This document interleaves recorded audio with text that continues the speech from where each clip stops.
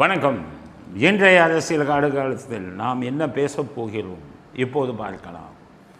முதல் செய்தி, திருமாவளவன் போட்ட குண்டு. திருமாவளவனை எப்போதுமே நம்ப முடியாது. அவரை போய் அமைச்சர் வேலையை சேர்த்தா என்ன ஆகும்? எந்த நேரத்திலையும் கவுத்திடுவார். தமிழ்நாட்டுக்கு ஒரு கெட்ட நேரம். திருமாவளவன் போன்ற ஆட்களை நம்பி ஒரு ஆட்சி அமைகிறது. எதுக்குன்னா 2 சீட்டை வச்சுக்கிட்டால் ஒரு முதலமைச்சர் ஆகணும்னு பார்ப்பார். 2 சீட்டை வச்சுக்கிட்டால் ஒரு துணை முதலமைச்சர் ஆகணும்னு நினைப்பார். முதலமைச்சர் ஆகணும்னு நினச்சார். ஸ்டாலின் அதுக்கு ரெடியாக இருந்தார். ஸ்டாலின் தான் நாட்டை பற்றி கவலைப்பட மாட்டார். நாடு குட்டிச்சவரானாலும் பரவாயில்ல, அவங்களுக்கு அரசியல் பண்ணணும். 2 சீட்டை வச்சுட்டு ஒரு முதலமைச்சர் ஆகணும்னு கொண்டு வந்தாங்க. அது நடக்கலை. ஒரு துணை முதலமைச்சராச்சும் கிடைக்குமான்னு நினச்சாங்க. இப்போ திருச்சி கிழக்கில் இவர் நின்று துணை முதலமைச்சர் ஆக முடியுமா அப்படின்னு ஒரு பேரம் பேசினதாக ஒரு செய்தி வந்தது. அதை பேசினாரா? என்ன ஆச்சுன்னா, அவர் என்ன பண்ணுவார், முதலமைச்சர் கிடைக்கலன்னு வைங்க, இவர் ஆட்சி நடத்துகிற மாதிரி இவர் கேட்குறத பூரா செய்யணும். இப்போ திருச்சி கிழக்குனா கொடு, நாம் எம்பியை ராஜினாமா பண்ணிடுறேன், நீங்கள் எம்பியில் நின்று தாவேக்கா முதல் எம்பி ஜெயிச்சுக்கலாம், நான் உங்களுக்கு திருச்சி கிழக்கில் ஜெயிச்சிட்டேன், நான் துணை முதலமைச்சர் ஆக்குங்க, அப்படி ஒன்று கேட்பதாக செய்தி வந்தது. அது அவருக்கு நடக்கலை. அடுத்தது என்னன்னு கேட்டிங்கன்னா, இவர் ரெக்கமெண்டேஷன் கொடுப்பார் நிறையா. அதை அவங்க செய்யணும். அடிமை மாதிரி 108 சீட்டு ஜெயித்தவன் அடிமை, 2 சீட்டு ஜெயித்தவர் ஒரு எஜமான், அது மாதிரி. அதனால் நான் சொல்கிறத செய்யணும். அது இப்போ இதில் எப்படி செய்வாங்க? இப்போ ஏன் விலகிறேன்னாருன்னா, அவர் சொன்னது நடக்கலை. ஏதோ பெரிய விஷயம் சொல்லியிருக்காரு. திருச்சி கிழக்கு நடக்கலை. சரி, திருச்சி கிழக்கு நடக்கலை, துணை முதலமைச்சர் கனவு போகுது, கோபம். அடுத்து நிறைய பேர் இவனை அங்கே போடுங்க, அவன் ஐஏஎஸ் ஐபிஎஸ்லாம் இவர் சொல்லுவார், இவர் சொல்கிறபடி போடணும் ஐஏஎஸ் ஐபிஎஸ்ஸை, இல்லைன்னா ஆட்சியை கவுத்திருக்கேன் அப்படின்னு. அடுத்தது ரெக்கமெண்டேஷன் பண்ணுவார் கட்ட பஞ்சாயத்துக்கெல்லாம் காவல்துறை அதிகாரிகள்கிட்ட. அது செய்ய மாட்டேன்னாங்கன்னு வைங்க, அவங்கள மாற்றுங்கம்பார், முடியலைன்னா கவுத்துவேன், அவ்வளோதான். இதுதான் அவருடைய பாணி. அதில் தான் இப்போ சொல்லியிருக்காருன்னா, அவர் கேட்டது ஏதோ நடக்கலை, அதனால் எனி டைம் நான் இது பண்ணிடுவேன், ஆட்சி மந்திரி சபையை விட்டு விலகிடுவேன், நான் தமிழ்நாட்டுக்கு நல்லது, கையெடுத்து கும்புறேன்.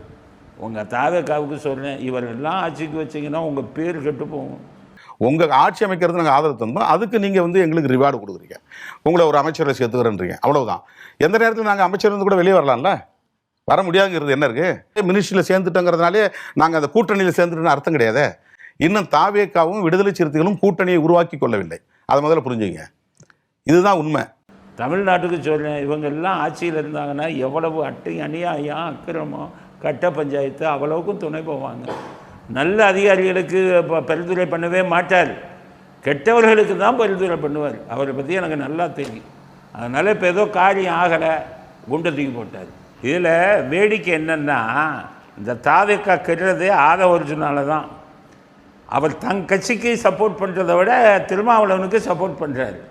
திருமாவளவன் ஆட்சியை விட்டு இது எப்போ வேணாலும் அமைச்சர் விட்டு வழங்கலானார், அதுக்கு வியாக்கியானம் கொடுக்குறாரு. திருமாவளவனே சொல்லலை, அவர் அப்படி சொல்லலை, அவங்க ஏதோ கூட்டத்தில் நடந்த விஷயத்தை தான் சொன்னார், அவங்க மாற்றி சொல்கிறாங்க. ஏன் திருமாவளவன் சொல்லட்டுமே? திருமாவளவனுக்கு ஜாட்ராவாக இருந்தால் ஆதவர்ஜுன் போய் விசிகாவில் சேருங்க. இங்கே உட்காந்துக்கிட்டு தாவேக்கால உட்காந்துக்கிட்டு மந்திரி பதவியை அனுபவிச்சுட்டு திருமாவளவன் செய்கிற பயமுறுத்தலுக்கெல்லாம் நியாயம் கற்பிப்பீங்களா? விஜய் அவர்களுக்கு ஆரம்பத்திலேயே சொல்லிட்டேன், உங்கள் கட்சிக்கு பிரச்சனை வந்தால் அது ஆதவர்ஜுனால தான் வரும்னு. உங்கள் கட்சிக்குள்ளே இருந்துக்கிட்டே இன்னொருத்தருக்கு ஆதரவு கரம் நீட்டுகிறார். அவர் சொல்லக்கூடிய பல விஷயங்களை இவர் செய்து கொடுக்கிறார். நான் தாவேக்கா ஆட்சியில் இருக்கணும்னு நினைக்கிறேன், ஆனால் உங்களுக்கு குழு கொடுக்குறேன். திருமாவளவன் சொல்லக்கூடிய பல விஷயங்களை ஆதவர்ஜுன் செய்து கொண்டிருக்கிறார். வருங்காலத்தில் இது தாவேக்காவுக்கு மிகப்பெரிய கெட்ட பேரை உருவாக்கும். என்றைக்குமே அவரை தாவேக்காவுக்கு விசுவாசமாக இருக்க சொல்லுங்கள். திருமாவளவனுக்கு விசுவாசமாக இருந்தால் அவரை கட்சியை விட்டு தூக்கி திருமாவளவன் கட்சியில் போய் சேர சொல்லுங்கள். திருமாவளவன் 2 மந்திரி பதவியை அனுபவிச்சுக்கிட்டு இவர் சொல்கிற ஆளுக்கெல்லாம் ரெக்கமெண்டேஷன்லாம் வாங்கிக்கிட்டு எப்படி மனசாட்சி இல்லாமல் பயமுறுத்துகிறார் தாவேக்காவை மக்கள் உணரணும். அவங்கள வச்சு நீங்கள் ஆட்சி பண்ணுறதுனால உங்களுக்கு கெட்ட பேர் தான். ஏற்கனவே சொல்லிட்டேன், தாவேக்காவுக்கு அவரை ஆட்சியில் வைத்திருந்தால் உங்களுக்கு கெட்ட பெயர். மாற்று ஜாதியினர் யாரும் உங்களை வெறுப்பார்கள், அதுக்கு மேலே உங்கள் இஷ்டம். ஏன்னா கருத்தை பதிவது எங்கள் கடமை, உண்மையை சொல்வது எங்கள் கடமை. அதை கேட்குறது கேட்காதது உங்கள் தலையெழுத்து அப்படிங்கிறத முதல் ஆதவர்ஜுன் பேசின பேச்சுக்கு கண்டனத்தை தெரிவித்து திருமாவளவன் அதை சொல்லட்டும் அப்படிங்கிற கருத்தை முதல் கருத்தாக பதிவு செய்ய விரும்புகிறோம். அடுத்தது லாரன்ஸ், ராகவா லாரன்ஸ் வந்து இன்றைக்கி என்ன பண்ணியிருக்காருன்னா அரசியலுக்கு வரப்போகிறேன்ட்டார். அது டிவிகேயில் சேர போகிறது வந்து ஓரளவு உறுதியாகிடுச்சு அவர் பேசுகிறதுல. ஆனால் இன்றைக்கி பார்த்தீங்கன்னா கூட்டத்தை கூட்டுறார். அவருடைய ரசிகர்கள் கூட்டமா, அவருடைய ஆதரவாளர் கூட்டணும்னு மிகப்பெரிய கூட்டத்தை இந்த வீடியோவை பாருங்க.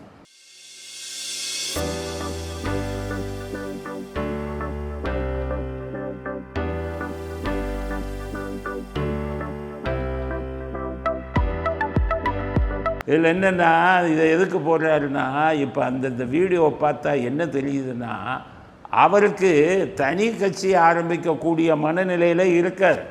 அவருக்கு தாவேக்கால செட் ஆகாது. எப்போவுமே ஒரு கட்சிக்கு நீங்கள் போகணும்னா ஒரு தொண்டனாக தான் நீங்கள் போகணும். ஒரு கட்சிக்கு ஒரு தலைவனாக நீங்கள் போக முடியாது. தலைவனாக நீங்கள் போகணும்னா ஒரு கட்சியை ஆரம்பிக்கணும். ஒரு கட்சிக்கு போனால் அங்கே ஏற்கனவே ஒரு தலைவர் இருக்கிறார் விஜய்ன்னு, அவருக்கு நீங்கள் தொண்டராக தான் போகணும் மொழியே. நீங்கள் ஒரு கூட்டத்தை கூட்டி என்னமோ உங்களுக்கு அதிக செல்வாக்கு இருக்கிற மாதிரி இப்படி கூட்டினா அது நடக்காது, அது சரியும் இல்லை.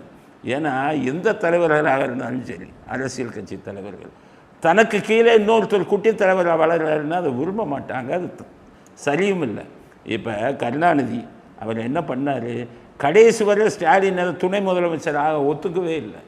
அவர் உயிரோடு இருக்கும்போது ஸ்டாலின் என்ன தலைவராக்குங்க திமுகவுக்குன்னு எவ்வளவோ கேட்டார், கருணாநிதி ஒத்துக்கவே இல்லை. சொந்த பையனையே பவரை கையில் கொடுக்கக்கூடாது, இரண்டாம் நிலை கொடுக்கக்கூடாது, நாளைக்கு நம்ம வந்து அட்ரஸ் இல்லாமல் போயிடுவோன்னு கருணாநிதிக்கு இருந்தது. அது சரியான விஷயம். இன்றைக்கி ராமதாஸ் நிலைமை என்னாச்சு, பையனே தூக்கி போட்டுட்டு கட்சியை கைப்பற்றிட்டார். இதே நிலைமை வரலாம்ல. அப்போ இரண்டாம் கட்ட தலைவர்களாக யாரையுமே ஏற்றுக்கொள்ள மாட்டார்கள். எம்ஜிஆர் இரண்டாம் கட்ட தலைவர்களாக யாரையும் உருவாக்கவில்லை. ஜெயலலிதா அவர்களை உருவாக்குனதுக்கு காரணம் அவருக்கு உடல்நிலை மோசமாச்சு. அதனால் நமக்கு பின்னால் ஒரு ஆள் வழி நடத்தணுங்கிறதுக்காகத்தான் 1982 அவங்கள சேர்த்தார். 84 அவர் உடல்நிலை சரியில்லை. இல்லைன்னா எம்ஜிஆர் தனக்கு இணையான ஒரு தலைவரை, தனக்கு அடுத்து ஒரு தலைவரை உருவாக்க மாட்டார். அதுதான் அவருடையது. அதே மாதிரி ஜெயலலிதா அவங்க பாருங்கள், கடைசி வரை அவங்க அரசியல் வாரிசு சொல்லிகிட்டே இருந்தாங்களா? காரணம் தனக்கு பின்னே தனக்கு இணையாக ஒரு தலைவர் வரக்கூடாது அப்படின்னு நினைக்கிறவங்க அவங்க. அதனால தான் இப்போ விஜய் இருக்காருன்னா அவர் எல்லாரும் ஓட்டு போட்டுருக்காங்க 108 சீட்டுக்கு. உங்களுக்கு ராகவாளரன்ஸ் வரும்போதே நீங்கள் ஒரு பெரிய மாசம் உருவாக்குனீங்கன்னா நீங்கள் போய் தனி கட்சி தான் ஆரம்பிக்கணும். நீங்கள் தாவேக்காக்கு லாயக்கில்லை, இருக்கவும் முடியாது. எதுக்கு சொல்கிறேன்னா, இது உங்களுக்கு தெரியும், ஜல்லிக்கட்டு போராட்டம் சென்னையில் நடந்தது. அப்போ மெரினா பீச்சில் லட்சக்கணக்கான இளைஞர்கள் கூடினாங்க. உடனே ராகவாளரன்ஸ் அந்த கூட்டத்துக்குள்ளே அவங்களுக்கு சாப்பாடெல்லாம் அரேஞ்ச் பண்ணி கழிவறையெல்லாம் ரெடி பண்ணி அவங்க மத்தியில் பிரபலமானார்.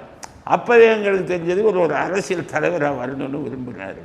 அது சரியாக ஒர்க்காக ஆகலை, அதோடு விட்டுட்டு போயிட்டார்.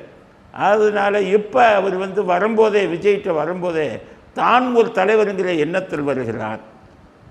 அதனால் விஜய் அவர்களுடன் சேரட்டும்.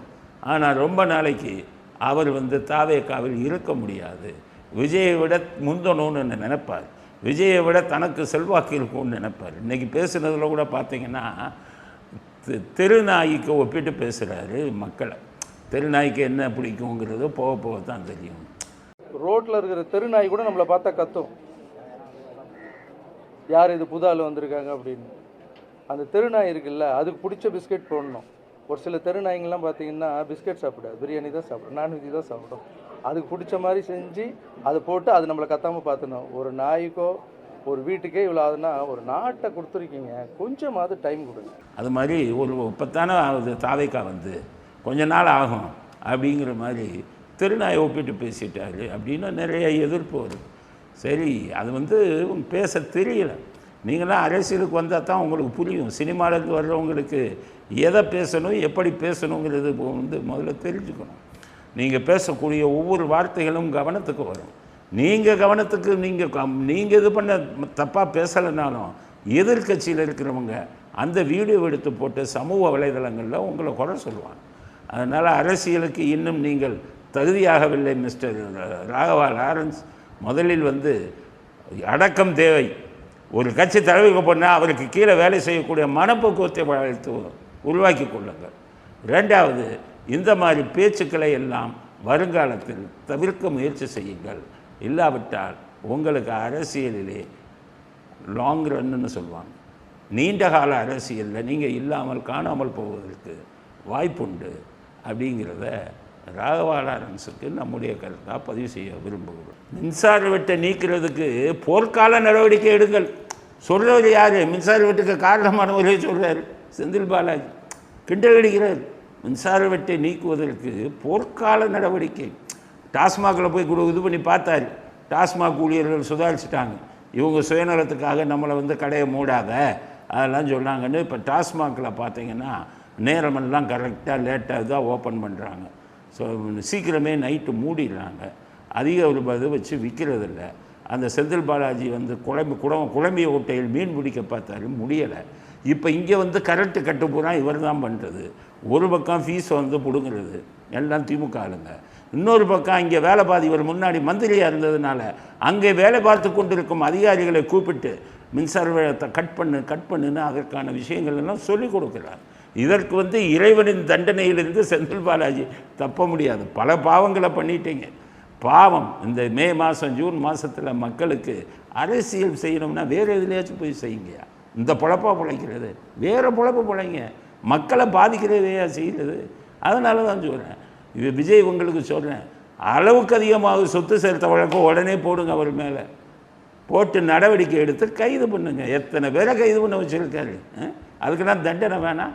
ஏற்கனவே இந்த டிரான்ஸ்ஃபார்மர் சிபிஐ கையில் போயிடுச்சு, அவன் ஒரு அளவுக்கு லாயக்கில்லை, எஃப்ஐஆர் போட்டான், கைது பண்ண மாட்டான். அதுக்கடுத்தது இந்த கரூர் அதையும் வச்சு ஊரலாக போட்டுக்கிட்டு இருக்கான் சிபிஐ, அதில் எதுவும் கைதும் பண்ண மாட்டான். அதனால் அளவுக்கு அதிகமாக சொத்து சேர்த்த வழக்கு வச்சு உள்ளே தள்ளுங்க, ஒரு என்கொயரி வைங்க. மின்சாரத்துறையில் எந்தெந்த அதிகாரி இவருடன் தொடர்பு வச்சுருக்கான் ஈஸியாக எடுத்துடலாம். அதை இவருடன் தொடர்பு வைக்கிற அதிகாரியை மொபைல் ஃபோனை வச்சு ட்ராப் பண்ணி ஈஸியாக எடுத்துடலாம். அவனை பூரா சஸ்பெண்ட் பண்ணி டிஸ்மிஸ் பண்ணுங்கள், இவர்களை கைது செய்யுங்க. இவர் இருக்கும் வரை இன்னும் கொஞ்ச நாளைக்கு மின்சார வெட்டு இருந்து கொண்டு தான் இருக்கும். கோடிக்கணக்கில் பணத்தை செலவு பண்ணி இவங்களுக்கு கெட்ட பேர் உருவாக்கணுங்கிறதுக்காக இவர்தான் அத்தனை விஷயங்களும் செய்து கொண்டிருக்கிறாருன்னு மக்கள் சந்தேகப்படுறாங்க. ஃபியூஸை பொடுங்க விடுறதுலேயும் இவங்களுடைய ரோலு தான், திமுக காரர்களின் ரோலு தான் பின்னாடி இருக்குது. பொதுமக்கள் புரிஞ்சுக்கங்க. இத்தனை மின்வெட்டு வருவதற்கு காரணம் திமுகவும் செந்தில் பாலாஜியும் தான். அதே மாதிரி டாஸ்மாக்லையும் அவர் இருந்த துறைகளிலெல்லாம் இப்படி தான் பண்ணுவார். அவர் திருந்தவும் மாட்டார், திருந்தக்கூடிய மனிதர் இல்லை. பாவ புண்ணியங்களுக்கு பயப்படுற மனசாட்சி உள்ளவன் தான் மனிதன். இவர் பாவத்துக்கும் பயப்பட மாட்டார், புண்ணியத்தை நம்ப மாட்டார். மனசாட்சி என்பது 1% கூட இருக்காது. அதனால் இவர் வெளியில் இருக்கும் வரை மின்வெட்டு தமிழ்நாட்டில் வந்து கொண்டு தான் இருக்கும். அதற்கு உடனடியாக நடவடிக்கை எடுங்க அப்படிங்கிறது நம்முடைய அடுத்த கட்ட கருத்து. இதுக்கிடையில் திமுகவே உருவாக்குறான் பாருங்கள் மின்வெட்டை. எப்படின்னா அவன் மீட்டிங் போடுறான், மீட்டிங் திமுக மீட்டிங், அதில் மின்சாரம் கட் ஆகும்.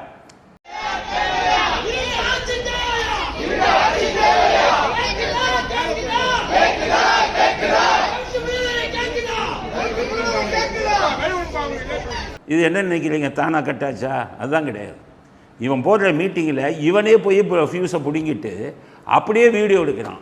வீடியோ எடுத்து சமூக வலைதளங்களில் போட்டு பாருங்கள், திமுக மீட்டிங்கில் கரண்ட்டு கட் ஆயிடுச்சுன்னு. கரண்ட்டை கட் பண்ணதே நீங்கள் தானே, உங்கள் பொழப்பு தெரியாது.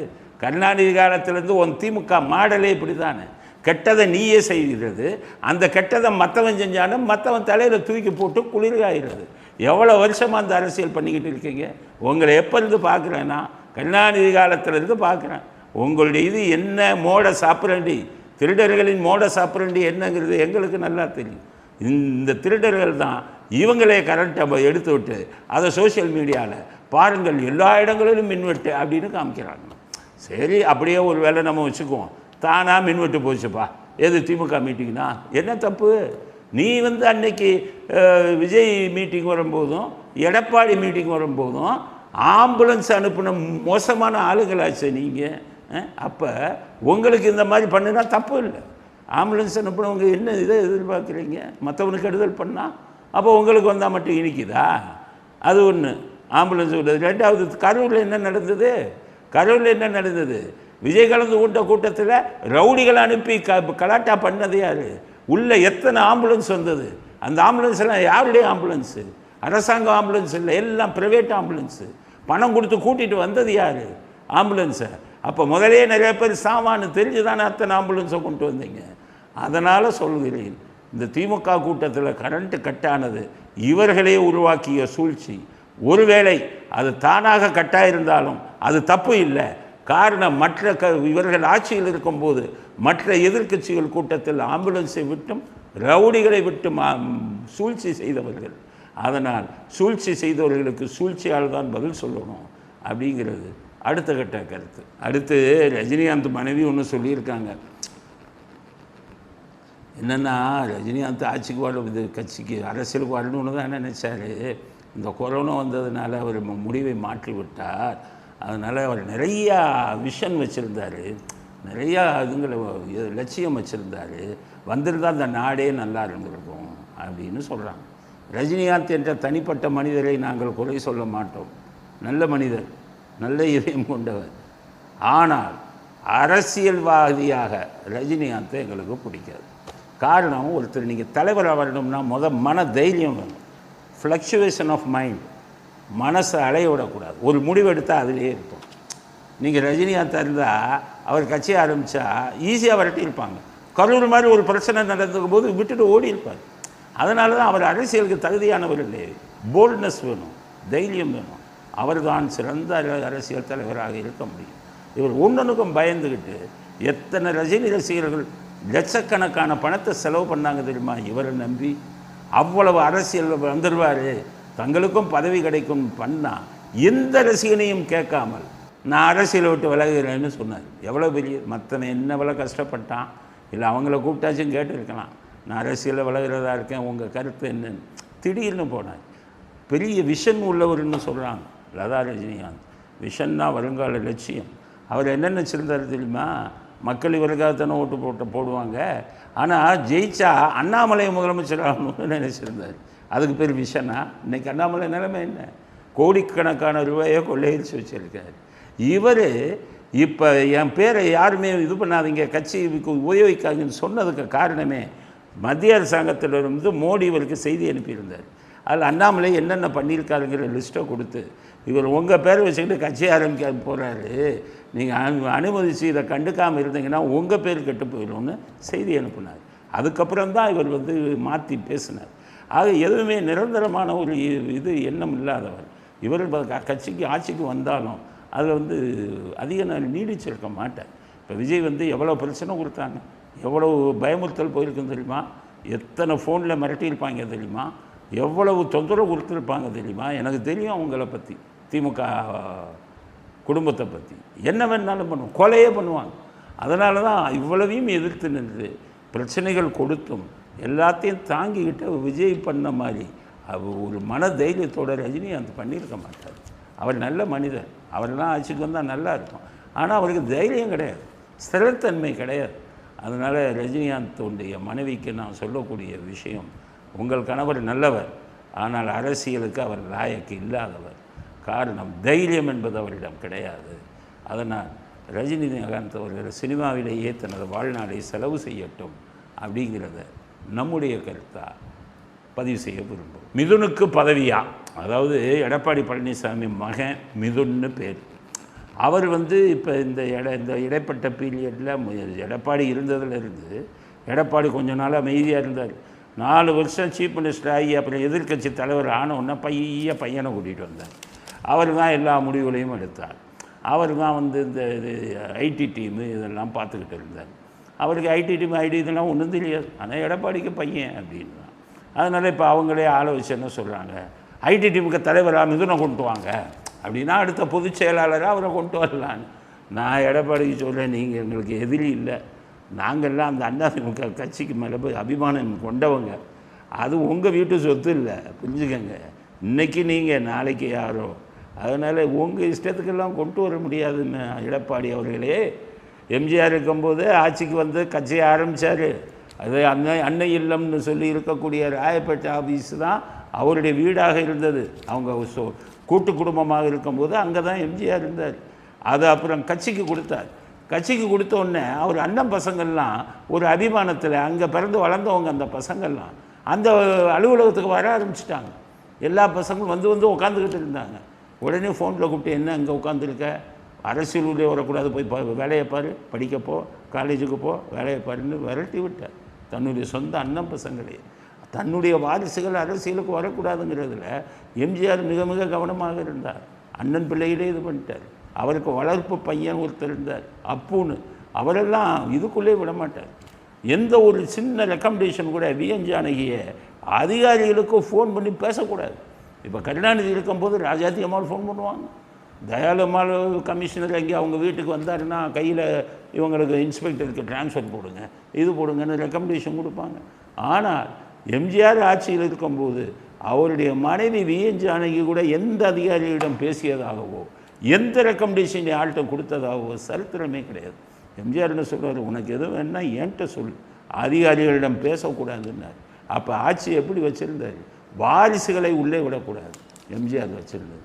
ஜெயலலிதா வந்தாங்க, அவங்களுக்கு வாரிசு இல்லைனாலும் அண்ணன் பசங்க இருந்தாங்கல்ல, அண்ணன் பசங்களை ஏன் அவங்க உள்ளே விடலை, பார்த்தாங்க நாட்டை ஆளும் அளவுக்கு இவங்களுக்கு தகுதி இருக்கான்னு, இல்லை முடிவு பண்ணிட்டாங்க. முடிவு பண்ணிட்டு உங்களை உள்ளே விடாதீங்க, ஆட்சி இதில் எதுவும் வாரிசுன்னு அறிவிக்கலையா, ஏன் அறிவிக்கலை, அவரிடம் நல்ல வாரிசுகள் இல்லை. கருணாநிதி மாதிரி எவன் இருந்தால் யாராக இருந்தாலும் சரி, பிள்ளையா பேரனா அவனை கட்சியில் சரி, இளைஞர் நீ கொண்டு வா. முக்காலகிரியெல்லாம் அவர் மத்திய மந்திரி ஆக்கி விட்டார். அவர் பார்லிமெண்ட்டுக்கே போக மாட்டார், எந்த மீட்டிங்லையும் கலந்துக்க மாட்டார்.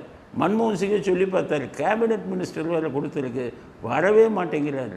காரணம் கருணாநிதிக்கு அவர் குடும்ப உறுப்பினர்னால் போதும், அவருக்கு எல்லா தகுதியும் இருக்குன்னு நினைப்பார். ஆனால் அதிமுக அப்படி இல்லை, திறமையானவர்கள் தகுதியானவர்கள் அப்படின்னு தெரிஞ்சால் மட்டும்தான் அவங்க இது பண்ணுவாங்க. எம்ஜிஆரும் வாரிசுகளை அறிவிக்கவில்லை, வாரிசுகளை அரசியலுக்கு கொண்டு வரவில்லை, ஜெயலலிதாவும் வாரிசுகளை அரசியலுக்கு கொண்டு வருவதாக நினைத்து கூட பார்த்ததில்லை. அப்படி இருக்கும்போது எடப்பாடி மட்டும், நீங்கள் மக்கள் செல்வாக்கிலேயே அதிமுகவுக்கு பொதுச் செயலாளராக நீங்கள் எப்படி அதிமுக ரெட்டை இலைங்கிற ஒரு இதை வச்சு தானே நீங்கள் அரசியலுக்கு வந்தீங்க. உங்கள் பையனெல்லாம் கொண்டு வர அளவுக்கு நீங்கள் மிகப்பெரிய தலைவர்கள் இல்லை. அப்படி உங்கள் பையனை கொண்டு வர அளவுக்கு உங்கள் பையனும் திறமையானவர் இல்லை. எதுக்கு நான் பல காரணங்களில் உங்கள் பையன் செய்த பல விஷயங்கள் எனக்கு தெரியும். அதெல்லாம் அனலைஸ் பண்ணி பார்க்கும்போது உங்கள் பையனும் மிகப்பெரிய திறமைசாலி இல்லை. அதனால் அதிமுக தொண்டர்களுக்கு சொல்கிறேன், அவரே எடப்பாடியே சொல்லியிருக்காரு பல தடவை, அதிமுக யார் நினைத்தாலும் இதுக்கு வரலாம், தொண்டர்கள் நினைத்தாலும் தலைமை பதவிக்கு வரலாம், அதற்கு நான் ஒரு உதாரணம்னு சொன்னேன். அதனால தான் சொல்கிறேன், எடப்பாடி அவர்களுக்கு வாரிசு அரசியலை கொண்டு வராதீர்கள், வாரிசு அரசியலுக்கு அதிமுகவில் இடமில்லை. அப்படி வாரிசு அரசியலை கொண்டு வந்தால் திமுகவுடன் கூட்டணி சேர்வதற்காக நீங்கள் எடுத்த யுக்திகள் எப்படி தோல்வி அடைந்ததோ, அந்த யுக்தியின் மூலம் உங்களுக்கு எப்படி கெட்டவேல் வந்ததோ, அதேபோல் உங்கள் வாரிசை கொண்டு வந்தால் உங்களுக்கு மிகப்பெரிய கெட்டவேல் ஏற்படும். அதிமுகவில் இப்போ இருந்தே பல பேர் விலகிட்டாங்க, 4 எம்எல்ஏ விலகிட்டாங்க. அடுத்து 2 விஜயபாஸ்கரும் 22ஆம் தேதி ராஜினாமா பண்ணிட்டு சேர போகிறதா சொல்கிறாங்க. அதிமுக கூடாரமே உங்களால் காலியாகி கொண்டிருக்கிறது. இந்த தருணத்தில் உங்கள் வாரிசுகளை கொண்டு வந்தால் அது மேலும் அதிமுகவை பலவீனமடைய செய்யும் அப்படிங்கிற கருத்தை அடுத்த கருத்தாக பதிவு செய்ய விரும்புகிறோம். அடுத்தது காங்கிரஸ் தாவேகாவுக்கு இப்போவே கோரிக்கை வச்சுட்டாங்க, அரசாங்க வக்கீலுக்கு அவங்களுக்கு அவங்க கட்சிக்கு ஆளுங்களுக்கு கொடுக்கணும் அப்படின்னு கோரிக்கை வச்சுருக்காங்க. இந்த பக்கம் பார்த்திங்கன்னா தாவேகா தகுதியின் அடிப்படையில் தான் அரசாங்க வக்கீல் அப்படின்னு போட்டாங்க. இவங்க காங்கிரஸ் இல்லை எங்களுக்கு பெர்சன்டேஜ் வேணும் காங்கிரஸுக்கு அப்படின்னு கேட்குறாங்க. இது யாருன்னா இது இந்த திமுக மாடல். இவங்க தான் நாட்டில் நடக்கும் எந்த கெட்ட விஷயமானாலும் அதுக்கு அடிப்படை போனீங்கன்னா திமுக தான் இருக்கும். இது திமுககாரங்க என்ன பண்ணாங்க, இவங்க ஆட்சியில் 2021 இருக்கும்போது அரசாங்க வக்கீல் திமுகவுக்கு விளவு, விசிகாவுக்கு அவங்க கட்சியை சேர்ந்தவங்க அரசாங்க வக்கீல் விளவு, ஒவ்வொருத்தருக்கும் கோட்டா, மதிமுக காங்கிரஸ் இப்படியே கொடுத்து பழக்கினாங்க. இப்போ என்ன கேட்குறாங்க, இங்கே வந்தோடனே அவங்க கேட்குறாங்க எங்களை அரசாங்க வக்கீலாக கொடுங்க, எங்கள் ஆளுங்களுக்கு கொடுங்கன்னு கேட்குறாங்க. அதனால் இப்போ விஜய் அரசாங்கம் இல்லை தகுதியின் அடிப்படையில் தான் அவங்க முடிவெடுத்துருக்காங்கல்ல. இவங்க விஜய் அரசாங்கம் எடுத்த முடிவும் தப்பு, இவங்க இதுவும் தப்புங்கிறது தான் நம்முடைய இது கருத்து. ஏன் சொல்கிறேன்னு கேளுங்க. கூட்டணி கட்சிகள்லாம் அரசாங்க வக்கீலை கோட்டா கொடுக்கணுங்கிறது இது ஒன்றும் அரசியல் கூட்டணி இல்லை. வக்கீலுங்க நல்லவனாக இருக்கணும், திறமையானவனாக இருக்கணும், விஷயம் தெரிஞ்சவனாக இருக்கணும், நேர்மையானவனாக இருக்கணும். கையை நீட்டிடுவான் அவங்க. ஆனால் அதே சமயத்தில் தாவைக்கா செய்கிற மாதிரி ஃபுல் மெரிட் அப்படின்னு கொடுத்தீங்கன்னா எதிர்கட்சிக்காரன் உள்ள வரானான்னு பார்க்கணும்ல. திமுகவும் தான் உங்கள் தாவைக்காலுங்கிட்ட திறமையானவங்க இல்லையா? தாவைக்கா வழக்கறிஞர்கள்ட்ட வாதாடக்கூடிய திறமை உள்ளவங்க இல்லவே இல்லையா? நான் நிரூபிக்கட்டுமா? எத்தனை பேர் இருக்காங்களே. விசுவாசத்துக்கும் நீங்கள் வந்து கொஞ்சம் இது கொடுக்கணும். அதிலே திறமையானவனை எடுங்க. நீங்கள் எடுத்து வைத்து கொண்டிருக்கும் அத்தனை அரசாங்க வழக்கறிஞர்களும் திமுகவிற்கு விசுவாசமாக இருப்பவர்கள். வேறு எதில் போகிறான்? ஜாதியை பார்த்து அவன் ரெக்கமெண்ட் பண்ணுறான்.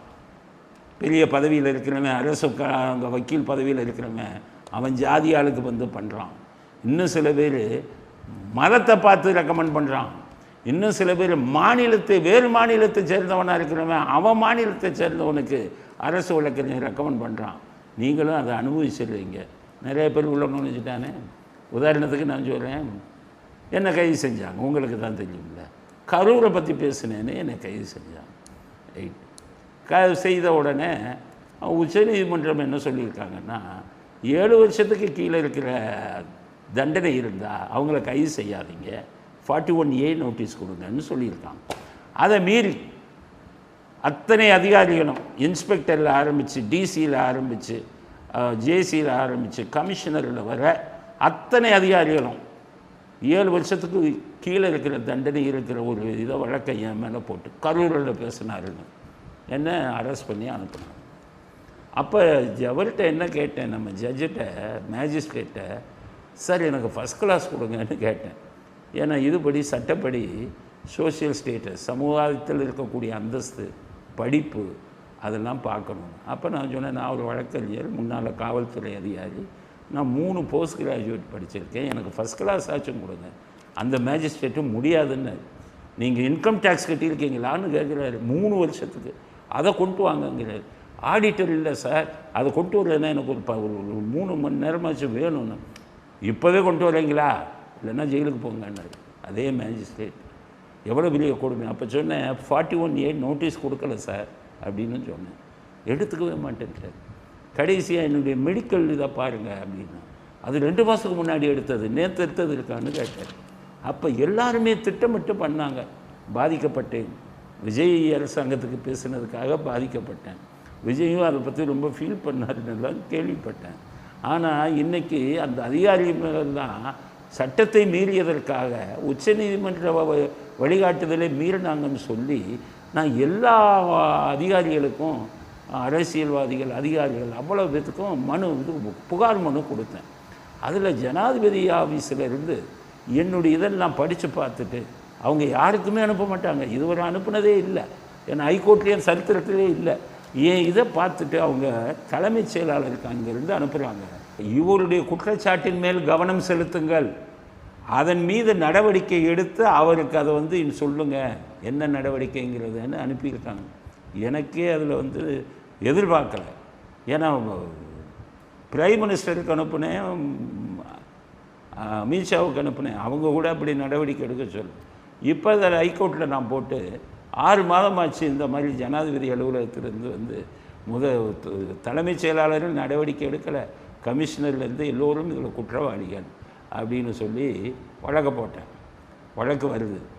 அரசாங்க வழக்கறிஞர் இதுக்கு கரூர் விஷயம் திமுக ஆட்சியில் பண்ணாங்கன்னு தெரியும். அரசாங்க வழக்கறிஞர் பயங்கரமாக தகராறு பண்ணுறாரு எனக்கு எதிராக. அப்போ என்னென்னா, இவர் பேசியது தவறு, திமுக ஆட்சியில் அதெல்லாம் இவர் பேசியது தவறு, இதற்கு நடவடிக்கை எடுத்தே ஆகணும் அப்படிங்கிறார். ஜட்ஜு கேட்டார், நடவடிக்கை எடுங்க, ஜனாதிபதி இவங்க சொன்னபடி ஒரு விசாரணைக்கு வைங்க, அதிகாரிகள் என்னென்ன தப்பு பண்ணாங்கன்னு அதை இது பண்ணுங்கன்னா அது முடியவே முடியாதுங்க. அப்போ என்னையா தாவிக ஆட்சி, திமுக ஆட்சிக்கு அதுக்கு என்ன வித்தியாசம்? அதனால தான் காங்கிரஸ் கேட்குற மாதிரி உங்கள் கட்சிக்காரனை போட்டுருந்தா அவங்க விடுவாங்களா வழக்கறிஞரா? யாரை போட்டுருக்கீங்க? ஜாதியை பார்த்து கொடுக்குறான், சுத்தமான நிரூபிக்கிறேன். அவன் வேறு மாநிலத்துக்காரன், அந்த மாநிலத்தை சேர்ந்தவர்களுக்கு கொடுக்குறாங்க, நான் நிரூபிக்கிறேன். அவர் மதத்தை சேர்ந்தவங்களுக்கு கொடுக்குறாங்க, நான் நிரூபிக்கிறேன். அப்புறம் எப்படி நீங்கள் இதை வச்சுட்டு இருப்பீங்க? எங்களை போன்றவர்கள் திமுக ஆட்சியில் இருக்கும்போது என்ன கஷ்டத்தை அனுபவித்தோமோ அதே கஷ்டத்தை உங்கள் ஆட்சியிலும் உங்களுக்கு ஆதரவாக பேசியதற்காக நாங்கள் ஏற்றுக்கொள்ள வேண்டுமானால் அந்த ஆட்சிக்கும் உங்களுக்கு என்ன வித்தியாசம்? அதனால தான் சொல்கிறோம், உங்கள் தாவேக்கால வழக்கறிஞரில் போட்டிருந்தா அவன் மனசாட்சி இருக்கும், ஆகா நமக்கு ஆதரவாக பேசினார் திமுகவுக்கு எதிரான்னு நினைப்பான். நீ திமுக காரனை தானே போட்டிருக்கீங்க. அவன் என்ன சொன்னான், இழிச்ச வாயில்கள்ப்பா தாவேக்கா காரன் நம்ம திமுக ஆதரவால் தான் போட்டான், இவங்களும் பழி வாங்காமல் விடக்கூடாதுன்னு எங்களுக்கு அதே தொந்தரவு கொடுக்குறாங்கல்ல. அதனால தான் சொல்கிறேன், காங்கிரஸ் கேட்டது தப்புன்னாலுமே காங்கிரஸ் பண்ண மாதிரி ஆளுங்கட்சியில் இருப்பவர்கள் வழக்கறிஞர்களை தனக்கு அரசாங்க வழக்குகள் வரும்போது அவன்கிட்ட உணர்வு இருக்கும், நம்ம கட்சி ஆட்சி நடக்குது, அப்படி போடாமல் யார் யாரையோ போட்டுருக்கீங்க. அவன்லாம் எனக்கு எதிரியாக வந்து நிற்கிறான், எதுக்காகனா இவன் விஜய்க்கு ஆதரவாக பேசுனான்னு. அப்போ என்ன அர்த்தம், இப்போ 3 எஃப்ஐஆர் இருக்குது, 3 எஃப்ஐஆரையும் ரத்து செய்யணும். ரத்து செய்யணும்னா நான் திமுக ஆட்சியில் பட்ட கஷ்டத்தை விட அதிகமாக உங்கள் ஆட்சியில் பட வேண்டியது இருக்குது. எதிர்க்கிறான். நம்ம இவருக்கு விஜய் ஆட்சிக்கு இது பண்ணவங்கன்னு நினைக்கவே இல்லையே. அப்போ இவ்வளோ கஷ்டத்தையும் நாங்கள் அனுபவிக்கணும்னா காங்கிரஸ் கேட்குற மாதிரி அவங்க கட்சியை சேர்ந்தவங்களுக்கு கோட்டா கொடுக்குற மாதிரி உங்கள் கட்சியை சேர்ந்த திறமையான வக்கீல்களுக்கும் கோட்டா கொடுங்க. இல்லைன்னா திமுகவின் மறைமுகமான ஆட்சி நடந்து கொண்டிருக்கும். நீங்கள் பாருங்கள், இப்போ ஆதவர்ஜுன் வந்து திருமாவளவன் சொன்ன ரெக்கமெண்டேஷனில் எத்தனை பேரை வழக்கறிஞர்களாக அது அரசாங்க வழக்கறிஞர்களாக நியமிச்சிருக்காருன்னு பாருங்கள். அப்போ அவங்களுக்கு அப்போ இப்படியெல்லாம் நடந்தால் என்ன பண்ண முடியும்? உங்களை ஆதரித்ததற்காக திமுக ஆட்சியில் நாங்கள் பட்ட கஷ்டத்தை விட இப்போ உங்கள் ஆட்சியில் அதிகமாக கஷ்டத்தை பட்டுக்கிட்டு இருக்கோம். இருந்தும் உங்களுக்கு நாங்கள் ஆதரவு கொடுக்குறோம்னா காரணம் நீங்கள் வந்து இந்த தமிழ்நாட்டுக்கு இப்போ உங்கள் ஆட்சி தான் தேவை. எல்லாமே மோசமாயிட்டாங்க. உங்களை விட்டால் எங்களுக்கும் வழி இல்லை, அதனால் உங்களுக்கு ஆதரவு கொடுப்போம். அதே சமயத்தில் எதிர்த்து பேசுவோம். நீங்கள் தப்பு செஞ்சீங்கன்னா அதை சுட்டி காட்டுவதில் நாங்கள் தான் வருவோம். காரணம் நாடு நல்லா இருக்கணும்னு நினைக்கிறோம், நாட்டு மக்கள் நல்லா இருக்கணும்னு நினைக்கிறோம். அதுக்காக உங்கள் ஆட்சி கொஞ்சம் நாளைக்கு இருக்கட்டும் அப்படின்னு. அதனால் இது உங்களுக்காக ஆதரவு கரம் நீட்டியவர்களை பழிவாங்கும் நிகழ்ச்சிகள் இன்னமும் நடக்கக்கூடாது. அப்படி நடந்தால் ஒவ்வொன்றையும் மக்களுக்கு சுட்டி காட்டுவோம். நாங்கள் சுட்டி காட்ட நல்ல ஆதரவாக இருக்கக்கூடிய மக்கள் கூட உங்கள் மேல் வெறுப்பை வளர்ப்பதற்கு வாய்ப்புண்டு. காரணம் அனைவருக்கும் தெரியும் நாங்கள் பட்ட கஷ்டம், உங்களுக்காக நாங்கள் பட்ட கஷ்டம். அதில் நீங்கள் வந்து நடவடிக்கை எடுக்கலைனாலும் மற்ற பொதுமக்கள் வந்து எங்களுடைய கஷ்டத்தை புரிஞ்சுக்கிட்டு எங்களுக்கு நாங்கள் செய்வது சரின்னு உணர்வாங்க. அந்த உணர்வு உங்களுக்கு எதிராகவும் அமைய வாய்ப்புண்டு. அதனால் பார்த்துக்கங்க, திமுக காரனால் இந்த ஆட்சியில் விஜய்க்கு ஆதரவாக இருந்தவர்களுக்கு எந்த தொந்தரவும் வரக்கூடாது. அதை கவனியுங்கள். அப்படி கவனிக்கலைன்னா உங்களுக்கு தான் அந்த கெட்ட பேர் வந்து சேரும் அப்படிங்கிறத இறுதி கருத்தாக பதிவு செய்ய விரும்புகிறோம். இத்துடன் இன்றைய அரசியல் ஆடுகளம் நிறைவு பெறுகிறது. மீண்டும் நாளை புதிய செய்திகளுடன் உங்களை சந்திக்கிறோம். நன்றி, வணக்கம், ஜெய்.